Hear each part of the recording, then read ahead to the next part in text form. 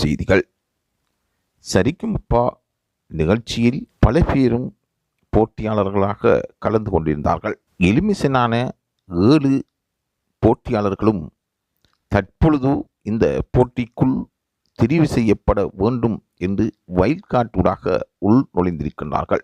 அதில் ஒரு போட்டியாளர் தனது திறமையை மேலும் நிரூபித்திருக்கின்றார். அந்த அளவுக்கு சரிகமபா நிகழ்ச்சியில் திரும்ப திரும்ப எலிமினேட் ஆனவர்களுக்கும் ஒரு வாய்ப்பு கொடுக்க வேண்டும் என்பதற்காக அந்த ஏற்பாடை செய்திருந்தது.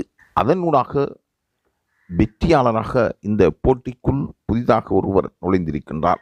சரிகமபா நிகழ்ச்சி யாரையெல்லாம் தெரிவு செய்கின்றதோ அவர்கள் எதிர்காலத்தில் சிறந்த வெற்றியாளர்களாக வருவார்கள் என்றும், தொடர் முயற்சியினூடாக எலிமினேட்டாக்கப்பட்ட ஒருவரும் வெற்றியாளராக வரலாம் என்ற எதிர்பார்ப்பும் பலருக்கு மத்தியில் இருந்து வருகின்றது.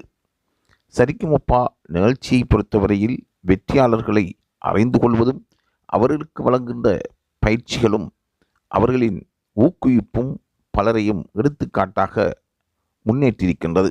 நடுவர்களாம் ஒவ்வொரு திறமைகளையும் ஒவ்வொரு வகையாக இனங்கண்டு அவர்களை வாழ்த்தி பாராட்டி முன்னேற்றமடைய செய்திருக்கின்றது.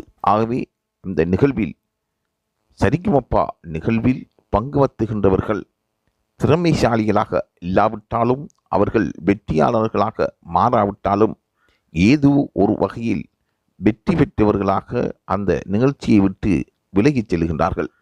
ஆகவே தொடர்ந்தும் இது போன்ற தகவல்களை அறிந்து கொள்வதற்கு லைவ் தமிழ் செய்தியுடன் இணைந்திருங்கள்.